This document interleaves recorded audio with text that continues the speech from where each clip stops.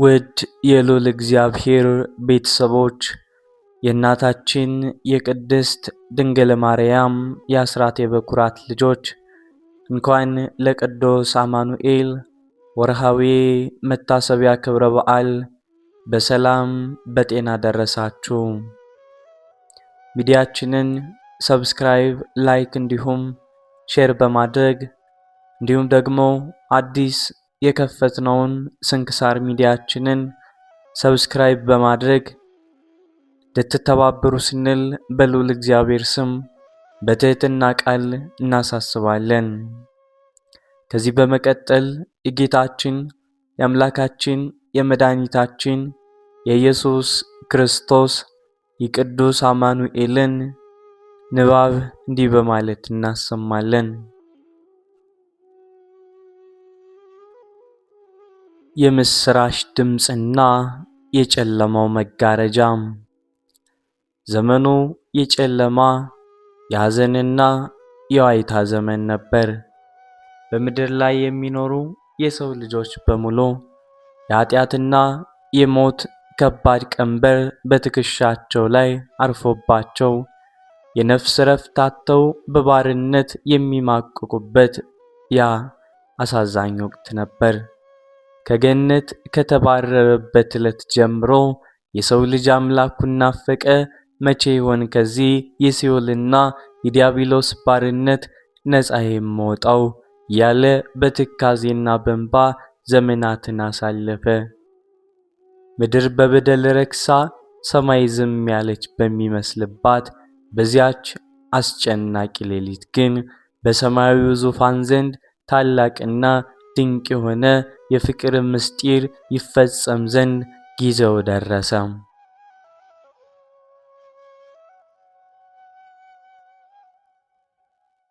ነቢያት በየዘመናቱ በትንቢት መነጽር እያዩ የጮሁት ያ ድምፅ የሚያስተጋባበት ሰዓት ደረሰ። በተለይ ነቢዩ ኢሳይያስ በመንፈስ ቅዱስ ተገልጾለት እነሆ ድንግል ትጸንሳለች፣ ወንድ ልጅ ትወልዳለች፣ ስሙንም አማኑኤል ብላ ትጠራለች እንዳለ ኢሳይያስ 7:14 እያለ የተናገረው ትንቢት ፍጻሜውን የሚያገኝበት የወራቱ ዑደት ደረሰ። አማኑኤል ማለት እግዚአብሔር ከኛ ጋር ነው ማለት ነው።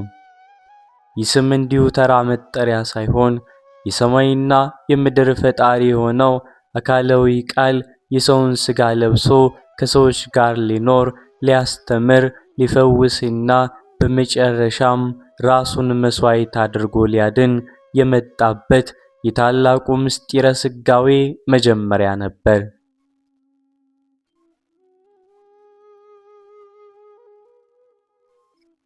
በእስራኤል ምድር በገሊላ አውራጃ ናዝሬት በምትባል ትንሿ መንደር ውስጥ የምትኖር በንጽህናዋና በቅድስናዋ ከአንስት ሁሉ የተመረጠች ድንግል ማርያም ነበረች።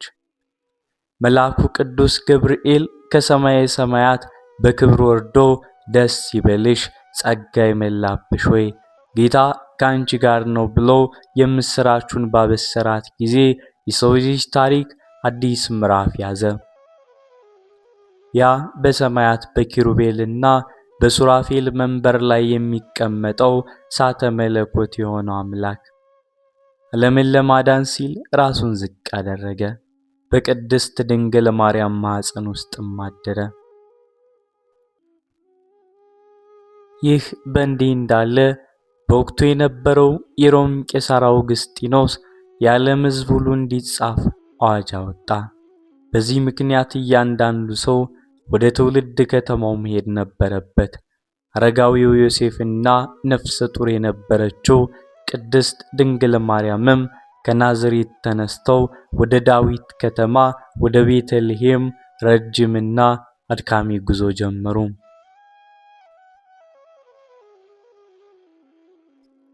ከተማዋ በእንግዶች ተጨናንቃ ስለነበር በየሆቴሉና በየማደሪያው ቤት እያንኳኩ ነገር ግን ቦታ የለም የሚል ጨካኝ ምላሽ ብቻ ነበር የሚሰጣቸው።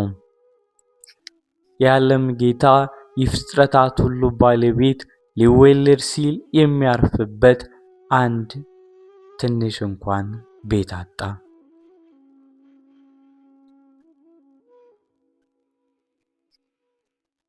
በመጨረሻም ከከተማዋ ወጣ ብሎ በሚገኝ አነስተኛና ምስኪን በረት የእንስሳት ማደሪያ ከዚያች ውስጥ ለመጠለል ተገደዱ። በዚያች ቅዝቃዜ በበዛባት የሰው ልጅ ክብር በሌለበት የበግና የላሞች ትንፋሽ በሙቀቱ በሚያጸናው ስፍራ ቅዱስ አማኑኤል ተወለደ። ሰማያዊው ንጉሥ በጨርቅ ተጠቅልሎ በግርግም ውስጥ ተኛ። በዚያች ሌሊት ምድራውያን ነገሥታት ተገኝተው ሳለ በሜዳ የነበሩ እረኞች ግን የታላቅ ብርሃን መገለጥን አዩ። የእግዚአብሔር መልአክ በአጠገባቸው ቆመ። የጌታ ክብር በዙሪያቸው አበራ። መላእክትም በሰማይ ሆነው ስብሐት ለእግዚአብሔር በሰማያት ወሰላም በምድር ስምረቱ ለሰብ፣ ክብር ለእግዚአብሔር በአርያም ይሁን፣ ሰላም በምድር ለሰው በጎ ፈቃድ ይሆናሉ። እንዲህ ያሉ የዘመሩ ይህ የቅዱስ አማኑኤል መገለጥ በዓለም ላይ የተዘረጋውን የጨለማ መጋረጃ የቀደደ ለሰው ልጅ ሁሉ እውነተኛ የነጻነት ብርሃን ያበሰረ የታላቁ መጀመሪያ ሆነ። የኢየሩሳሌም መናወጥ፣ የሰብአ ሰገል መምጣት፣ የቅዱስ አማኑኤል በበረት ውስጥ መወለድ በሰማያት ላይ ታላቅ የምስራች ሆኖ ሲያስተጋባ፣ በምድር ላይ ደግሞ ሌላ ድንቅ ምልክት ታየ። ከምስራቅ ሀገር የመጡ ጠቢባን ሰብአ ሰገል በሰማይ ላይ ልዩና የሚያበራ ኮከብ አዩ። ይህ ኮከብ ተራ የሰማይ አካል ሳይሆን የአዲስ ንጉሥ መወለድን የሚያበስር መለኮታዊ መሪ ነበር እንጂ። ጠቢባኑም የኮከቡን ፈለግ በመከተል የወርቅ የዕጣንና የከርቤ ስጦታቸውን ይዘው ረጅሙን በረሃ አቋርጠው ወደ ይሁዳ ምድር መጡ። ወደ ዋና ከተማ ሲደርሱ ኢየሩሳሌም በገቡ ጊዜ ግን ጥያቄያቸው በከተማዋ ላይ ታላቅ መናወጥን ፈጠረ። የተወለደው የአይሁድ ንጉሥ ወዴት ነው? ኮከቡን በምስራቅ አይተን ልንሰግድለት መጥተናልና እያሉ ጠየቁ። ይህም ወሬ በቤተ መንግሥት ውስጥ በድሎትና በስልጣን ጥም ተኝቶ የነበረው ወደ ጨካኙ ንጉሥ ሄሮድስ ወደ እርሱ ጆሮ ደረሰ። ሄሮድስ ወሬውን በሰማ ጊዜ በጣም ደነገጠ። መላዋ ኢየሩሳሌም ከእርሱ ጋር እንደተናወጠች ስልጣኔን የሚቀማ ዘውዴን የሚወስድ ሌላ ንጉሥ መጣ ብሎ በቅናትና በፍርሃት ተመላ። ሄሮድስ በውስጡ የክፋትና የሞት እሳት እየነደደ ቢሆንም በውጭ ግን የዋህና ደግ ለመምሰል ሞከረ። የካህናትን አለቆችና የሕዝቡን ጸሐፍቶች ሰብስቦ ክርስቶስ በወዴት ይወለዳል ብሎ ጠየቃቸው። እነርሱም ነቢዩ ሚክያስ አንቺ ቤተልሔም እረኛ የሚሆን መስፍን ካንቺ ይወጣልና ብሎ እንደተናገረም ነገሩት። ሄሮድስም ጠቢባኑን በምስጢር ጠርቶ ኮከቡ የታየበትን ዘመን በጥንቃቄ ከተረዳ በኋላ ሂዱ፣ ሕፃኑን በጥንቃቄ ፈልጉት፣ ባገኛችሁትም ጊዜ ነገ ደግሞ መጥቼ ሰግድለት ዘንድ ንገሩኝ አላቸው። ነገር ግን ልቡ ሊሰግድለት ሳይሆን ሕፃኑን ገድሎ ለማጥፋት ሴራ እያሴረ ነበር እንጂ።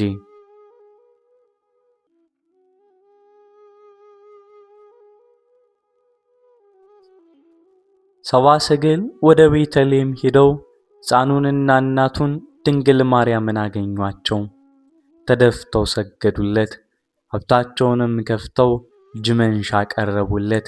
ሌሊት ግን በሕልም ወደ ሄሮድስ እንዳይመለሱ ከእግዚአብሔር ተረድተው በሌላ መንገድ ወደ አገራቸው ሄዱ።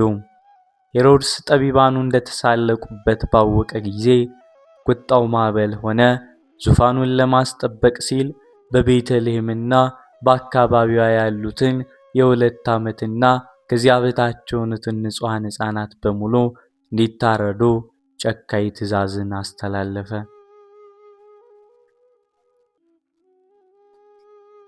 በራማ ታላቅ ልቅሶና ዋይታ ሆነ።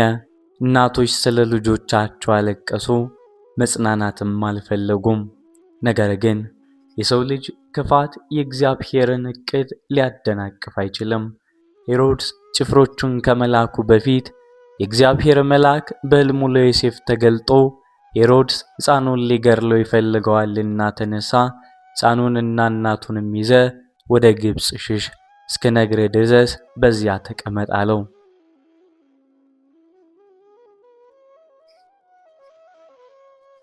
አረጋዊው ዮሴፍና ቅድስት ድንግል ማርያም የሰማይና የምድር ጌታ የሆነውን ያንን ቅዱስ ሕፃን ታቅፈው በሌሊት ተነስተው ተሰደዱ። ቅዱስ አማኑኤል የስደት ጉዞ እጅግ መራራና አስቸጋሪ ነበረ። የፍጥረት ሁሉ ጌታ ሲሆን ሰውን ለማዳንና የሰውን የስደት ኑሮ ለመቀደስ ሲል ራሱን ዝቅ አደረገ።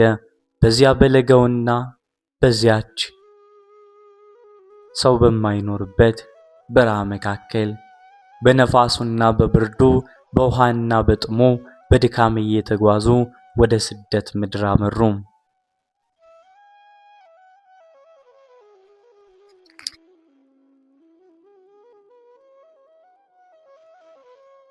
ፍጹም አምላክ ሲሆን ፍጹም ሰማያዊ በሆነው ድካም ውስጥ አልፎ አምባገነኑ ንጉሥ ሊያጠፋው ሲል እርሱ ግን በትህትና ተሰደደ። ይህ ስደት እርሱ ስለ ሰው ልጅ ፍቅር ሲል ማንኛውንም መከራ ለመቀበል ዝግጁ መሆኑን ያሳየበት፣ የሕይወትን መራራነት ከሰዎች ጋር አብሮ የቀመሰባት ታላቅ ምዕራፍ ነበረች።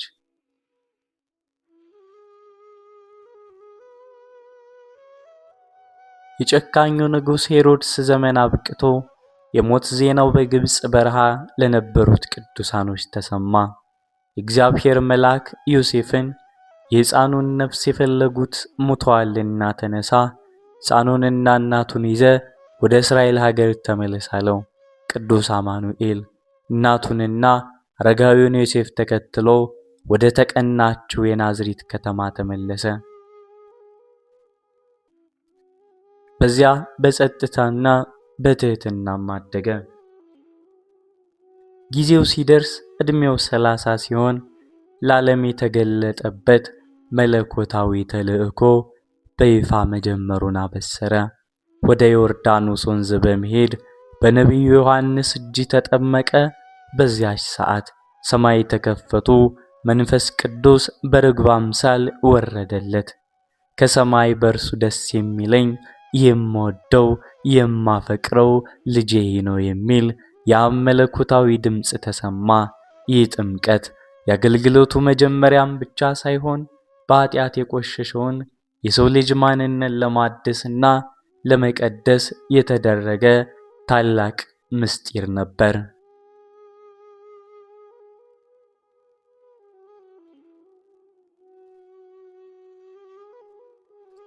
ከጥምቀትና በብርሃ ከተደረገው የ40 ቀን ጾም በኋላ የቅዱስ አማኑኤል መለኮታዊ ኃይል በድንቅ ታምራት መገለጥ ጀመረ።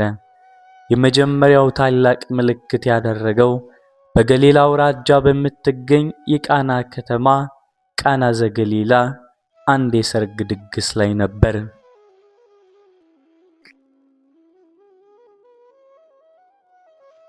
በሰርጉ መካከል የወይን ጠጅ አልቆ የቤቱ ባለቤቶችና ሙሽሮች በታላቅ ጭንቀትና ረፍት ውስጥ ወደቁ።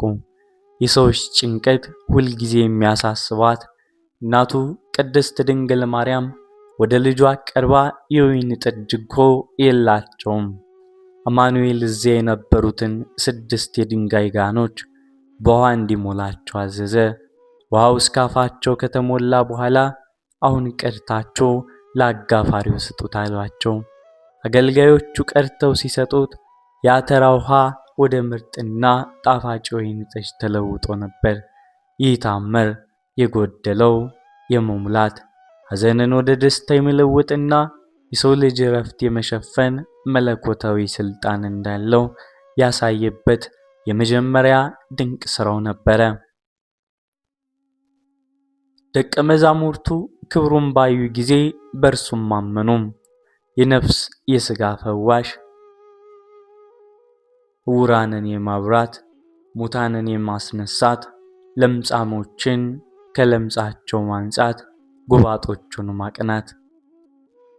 ከተወለደ ጀምሮ ጨለማን ብቻ የሚያውቅ የነበረው የዕውሩ ሰው ዓይኖች በምራቁና በጭቃ ፈጥሮ አበራለት።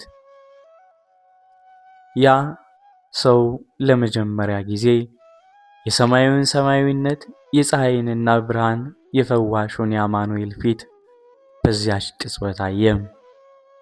የለምጻሞች መነጻት በማኅበሩ ዘንድ ተወግዘው ርኩሳን ተብለው በጨካኝ በዋሻ ውስጥ የሚማቅቁትን ለምጻሞች በእጁ እየዳሰሰ አነጻቸው፣ ወደ ሰብአዊ ክብራቸው መለሰላቸው። አልዓዛር የተባለው ወዳጁ ሞቶ መቃብር ውስጥ ገብቶ ሬሳው ሽቶ በ4 ቀኑ አልዓዛር ሆይ ወደ ውጭ ውጣ፣ ከእንቅልፍ ተነስ ብሎ በታላቅ ድምፅ ተናገረው። ሞት የሕይወትን ጌታ ቃል መቋቋም አቅቶት ሙታኑን ለቀቀ። አልዓዛር ከመግነዙ ከመቃብር ወጣ። በሽታና ድካም፣ አጋንንትና ማዕበል ጭምር ለቃሉ ይታዘዙለት ነበር። በባህር ላይ ማዕበል ተነስቶ ታንኳይቱ ልትሰምጥ ስትል እርሱ ግን ተነስቶ ነፋሱንና ባህሩን ዝም በል ጸጥ በል አለው። ታላቅ ጸጥታ ሆነ። ሕዝቡን ይህንን ሁሉ እያዩ በፍርሃትና በደስታ ተሞሉ። ይህ ነፋስና ባህር እንኳ የሚታዘዙለት ማን ነው እያሉ ይደነቁ ጀመር።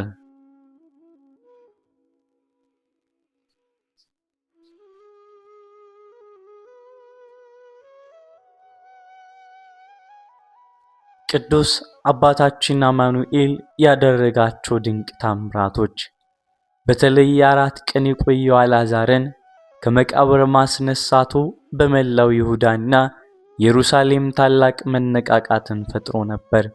ሕዝቡ ያለበት እውነተኛው መሲህ የዓለም መድኃኒት እርሱ ነው እያለ ይከተለውና ያከብረው ጀመር። ይህ የሕዝብ ፍቅር ግን በአይሁድ ሊቃነ ካህናት በጸሐፍትና በፈሪሳውያን ልብ ውስጥ ክፉ የቅናትና የጥላቻ እሳት አነደደ። ስልጣናቸውና ክብራቸው በሕዝቡ ዘንድ እየቀነሰ መሄዱ እረፍትም ነሳቸው። ሊቃነ ካህናቱና የሕዝብ ሽማግሌዎች በቀያፋ ግቢ ውስጥ ታላቅ ምስጢራዊ ሸንጎ ሰበሰቡ። ይህ ሰው ብዙ ምልክቶችን ያደርጋልና ምን እናድርግ? እንዲያው ብንተው ሁሉ በእርሱ ያምናሉ እያሉ ተጨነቁ። በዚያ ጊዜ ሊቃነ ካህናቱ ቀያፋ ተነስቶ ሕዝቡ ሁሉ ከሚጠፋ አንድ ሰው ስለ ሕዝቡ ይሞት ዘንድ እንዲሻለን አታስቡምን? በማለት አደገኛውን የሞት ውሳኔ ሐሳብ አነሳ። ከዚያች ቀን ጀምሮ አማኑኤልን እንዴት አድርገው በተንኮል እንደሚይዙትና እንደሚገድሉት ማሴርን ዋና ስራቸው አደረጉት።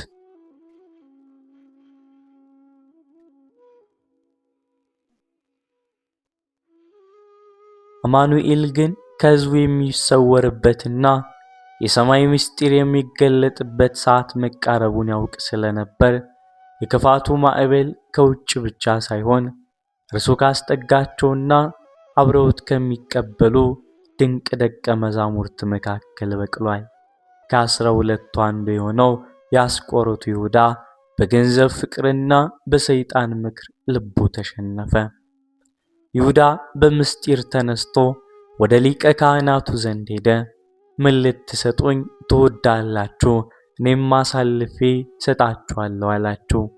እነርሱም በሐሳቡ እጅግ ደስ ብሏቸው 30 የብር ሳንቲም መዘኑለት። ያ የሰማይና የምድር ጌታ ፍጥረታትን ሁሉ በነጻ የፈጠረና የሰውን ልጅ በከበረ ደሙ ሊዋጅ የመጣው ቅዱስ አማኑኤል በአንድ ባሪያ ዋጋ በ30 ብር ብቻ በገዛ ወዳጁ ተሸጠ። ይሁዳ ከዚያ ሰዓት ጀምሮ ሕዝብ በሌለበት ሰዓት አሳልፎ የሚሰጥበትን አመቺ ጊዜ ይፈልግ ጀመር።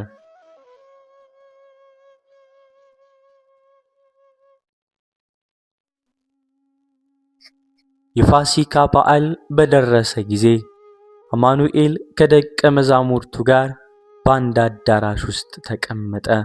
ያ ምሽት ፍጹም የተለየ በሰማያዊ ምስጢርና በትካዜ የተሞላ ነበር።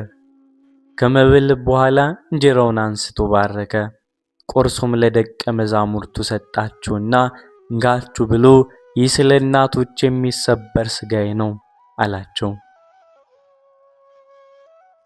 ጽዋውን አንስቶ አመስግኖ ሰጣቸውና ሁላችሁ ከእርሱ ጠጡ፣ ይህ ስለ ብዙዎች ኃጢአት ይቅርታ የሚፈስ የአዲስ ኪዳን ደሜ ነው አላቸው። ይህንን ካደረገ በኋላ ከእናንተ አንዱ አሳልፎ ይሰጠኛል ሲል ምስጢሩን ገለጠ።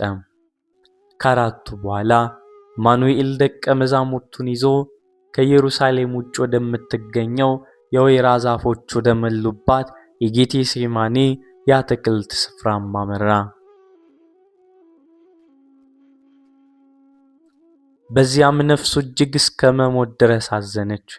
ጴጥሮስን ያዕቆብንና ዮሐንስን ጥቂት አርቆ አቁሞ እሱ ግን ወደፊት እልፍ ብሎ በግንባሩ ተደፍቶ መጸለይ ጀመረ። አባት ሆይ ቢቻልስ ይህች ጽዋ ከኔ ትለፍ፣ ነገር ግን አንተ እንደምትወድ ይሁን እንጂ እኔ እንደምወድ አይሁን እያለ ጸለየ። ጭንቀቱንና የሰውን ልጅ ኃጢአት የመሸከሙ ከባድ ኃላፊነት እጅግ ከባድ ስለነበር ላቡ እንደ ትላልቅ የደም ነጠብጣብ ወደ ምድር ይፈስ ነበር። ደቀ መዛሙርቱ ግን በሐዘንና በድካም ምክንያት እንቅልፍ ወስዷቸው ስለነበር እርሱ ግን ብቻውን የዓለም ሸክም ተሸክሞ በጸሎት ተጋደለ።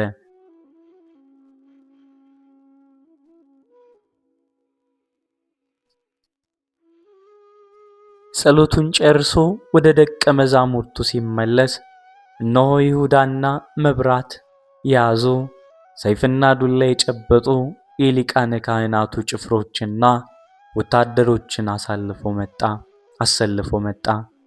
ይሁዳ አስቀድሞ እኔ የምስመው እርሱን ነው ያዙት ብሎ ምልክት ሰጥቷቸው ነበር። ወዲያውኑ ወደ አማኑኤል ቀረበና መምህር ሆይ ሰላም ላንተ ይሁን እያለ ሳመው። አማኑኤል በፍጹም ርኅራኄ ወዳጅ ሆይ ለመሳም መጣህን አለው። ጭፍሮቹም ወደፊት ቀርበው እጃቸውን በላዩ ጭነው ያዙት። ጴጥሮስ ሰይፉን መዘው የሊቀ ካህናቱን ባሪያ ጆሮውን ቢቆርጠውም አማኑኤል ግን ሰይፍህን ወደ ስፍራው መልስ አለው። የተቆረጠውንም ጆሮ ዳሶ ፈወሰው። ወዳጆቹና ደቀ መዛሙርቱ በድንጋጤና በፍርሃት ጥለው ሲሸሹ፣ እርሱ ግን ስለ ሰው ልጅ ፍቅርና ነጻነት ሲል ራሱን ፍጹም አሳልፎ ሰጠ። በዚያ በድቅድቅ ሌሊት የሕይወት ጌታ የታሰረ ወንጀለኛ ተደርጎ ወደ ሐናና ወደ ቀያፋ ምስጢራዊ ፍርድ ቤት ተጎተተ።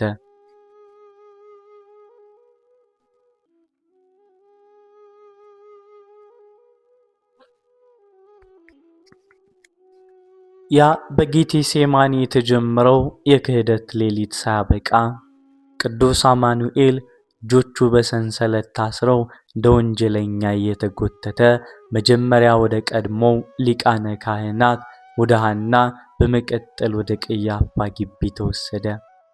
ሌሊቱ ሙሉ አልጋ ላይ ሳይተኙ ሲያሰሩ ያደሩት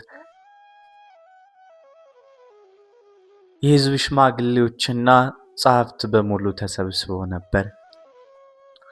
አማኑኤልን ለመግደል የሚያስችላቸውን ምክንያት ለማግኘት የሐሰት ምስክሮች ቢያቆሙም የምስክሮቹ ቃል ግን እርስ በርሱ ሊስማማ አልቻለም። እርሱ ግን በፍጹም ግርማና ጸጥታ በፊታቸው ቆመ። በመጨረሻ ሊቃነ ካህናቱ ቀያፋ ተቆጥቶ ከመቀመጫው ተነሳና በሕያው እግዚአብሔር አምልሃለሁ፣ አንተ የእግዚአብሔር ልጅ ክርስቶስ የሆንክ እንደሆን ንገረን አለው። አማኑኤልም አንተ አልክ፣ ነገር ግን እላችኋለሁ ከእንግዲህ ወዲህ የሰው ልጅ በኃይል ቀኝ ሲቀመጥ በሰማይና ደመና ሲመጣ ታያላችሁ አለው።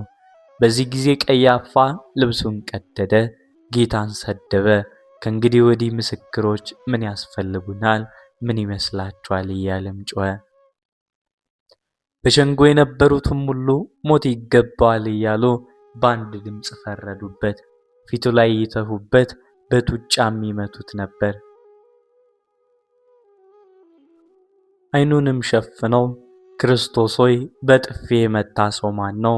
ትንቢት ተናገርልን እያሉ ይዘብቱበት ነበር።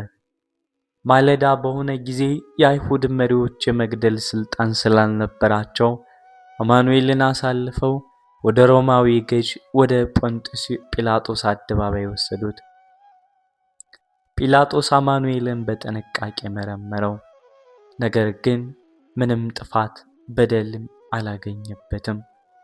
ወደ አይሁድ ወጥቶ እኔ በዚህ ሰው ላይ አንድ በደል አላገኘሁበትም አላቸው።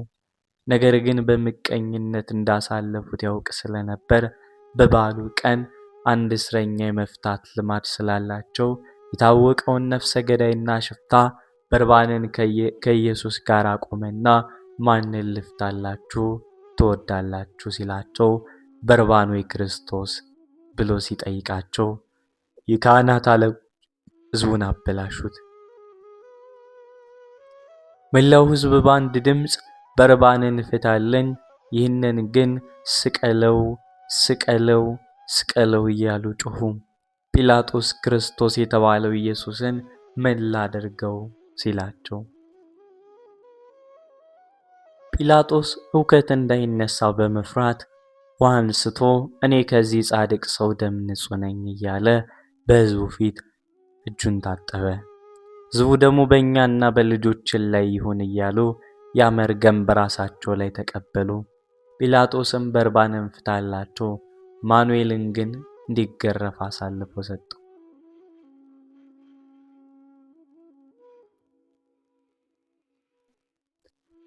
ወታደሮቹ አማኑኤልን ወደ ጓሮ ወስደው ልብሱን ገፈፉት። የሮማውያን መገረፍ እጅግ ጨካኝ ነበረ። ጅራፉ ጫፉ ላይ ሹል ብረትና አጥንት ያለበት በመሆኑ በእያንዳንዱ ግርፋት የሰውን ሥጋ እየቀረደደ እየበጨቀ ያወጣ ነበር። ንጹሕና ቅዱሱ አማኑኤል ሰማይንና ምድርን በውበት የሸለመው አምላክ ስለ ሰው ልጅ ኃጢአትና ዕዳ ሲል ጀርባው ለጅራፍ ሰጠ። ደሙ እንደ ውሃ ምድር ፈሰሰ። ከዚህ ቀይ ልብስ አይለበሱት ከእሾህ የተሰራ አክሊል ጎንጉነው በራሱ ላይ ደፉበት። በቀኝ እጁ ዘንግ አስያዙት። በፊቱ ተንበርክከው የአይሁድ ንጉሥ ሆይ ሰላም ላንተ ይሁን እያሉ ተሳለቁበት። በዘንጉም ራሱን መቱት፣ ምራቃቸውን ረጩበት። ይህ ሁሉ ውርደትና ስቃይ ሲፈራረቅበት እርሱ ግን እንደ በግ በሸላቾች ፊት ዝም አለ፣ አፉንም አልከፈተም። ከዚህ ሁሉ ስቃይ በኋላ የከበደውንና ሸካራውን የመስቀል እንጨት አሸክመው ወደ ጎለጎታ ወደሚባለው ኮረብታም ወሰዱት። አማኑኤል በመገረፉና በደሙ መፍሰስ ምክንያት እጅግ ደክሞ ስለነበር በመንገድ ላይ በመሰቀሉ ከባድ እየተሰናከለም ወደቀ። በዚያ ጊዜ የቀሬናው ሰው ስምዖን መስቀሉን እንዲሸከም አስገደዱት። ብዙ የኢየሩሳሌም ሴቶች እያለቀሱ ዋይታ እያደረጉ ተከተሉት። እርሱ ግን ዘወር ብሎ የኢየሩሳሌም ቆነጃጅት ሆይ ለእኔ አታልቅሱ፣ ነገር ግን ለራሳችሁ ለልጆቻችሁ አልቅሱ አላቸው። ጎልጎታ በደረሱ ጊዜ እጆቹን እግሮቹን በከባድ ችንካሮች ከመስቀሉ ላይ ቀነቱት። መስቀሉ ወደ ላይ አቆሙት። በግራና በቀኝ ሁለት ወንበዴዎችን አብረው ሰቀሉ። አማኑኤል በሰማይና በምድር መካከል ተሰቅሎ ነፍሱ ከሥጋው በታላቅ ስቃይ ስትለያይ በዚያ በጭንቀት መካከል ሆኖ ለገዳዮቹ ለሚያፌዙበት ሰዎች ይቅርታን ይለምን ነበር። እንዲህም አለ፣ አባት ሆይ የሚያደርጉትን አያውቁምና ይቅር በላቸው። ከቀኑ 6 ሰዓት ጀምሮ እስከ 9 ሰዓት ድረስ በምድር ሁሉ ላይ ድቅድቅ ጨለማ ሆነ። ፀሐይ ብርሃኗን ከለከለች። የፍጥረታት ጌታ ሲሰቀል ፍጥረት ሁሉ አዘነ። አማኑኤል በታላቅ ድምፅ ኤሎሄ ኤሎሄ ላማ ሰበቅታኔ፣ አምላኬ አምላኬ ለምን ተውከኝ ብሎ ጮኸ። በመጨረሻም የሰው ልጅ የመዳን ሥራ በሙሉ መፈጸሙን ሲያበስር ተፈጸመ አለ። ራሱንም ዘንበል አደረገ። በዚያው ቅጽበት ቤተ መቅደስ መጋረጃ ከላይ እስከ ታች ተቀደደ። ምድር ተናወጠች፣ አለቶችም ተሰነጠቁ። መቃብራቶች ተከፈቱ። የመቶ አለቃው ከእርሱ ጋር የነበሩት ይህንን ድንቅ ነገር ባዩ ጊዜ በታላቅ ፍርሃት ተሞልተው ይህ ሰው በእውነት የእግዚአብሔር ልጅ ነበረ እያሉ መሰከሩ። ማርያም መግደላዊት፣ ሌሎች ሴቶች በታላቅ ደስታ በፍርሃት እየሮጡ ሄደው የጌታችን የኢየሱስ ክርስቶስን መነሳት አበሰሩ። ጴጥሮስ፣ ዮሐንስም እየሮጡ ወደ መቃብሩ መጡ። በውስጡ የተከፈተውን ብቻም አዩ። በዚያን ዕለት ምሽት ደቀ መዛሙርቱ አይሁድን በመፍራት ደጆቹን ዘግተው ሳለ ቅዱስ አማኑኤል በድንገት መካከል ቆመ። የቸነከሩ እጆቹን የተወጋ ጎኖቹን አሳያቸው። ሰላም ለእናንተ ይሁንም አላቸው። ደቀ መዛሙርቱ ጌታን ባዩ ጊዜ ፍርሃታቸው ተወግዶ በታላቅ ደስታ ተሞሉ። የተሰበረው ተስፋቸው ታደሰ፣ የፈረሰው እምነታቸው ጸና። ሰላምን መንፈስ ቅዱስንም እፍ አለባቸው። ለ40 ቀናት ያክል የተገለጸላቸው ስለ እግዚአብሔር መንግሥት ምስጢርም ማስተማራቸው።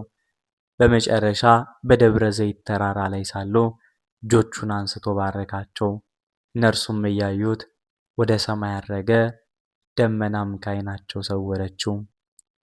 ወስብሐት ለእግዚአብሔር ወለወላዲቱ ድንግል ወለመስቀሉ ክቡር። በዚህ ቆየን፣ አሜን።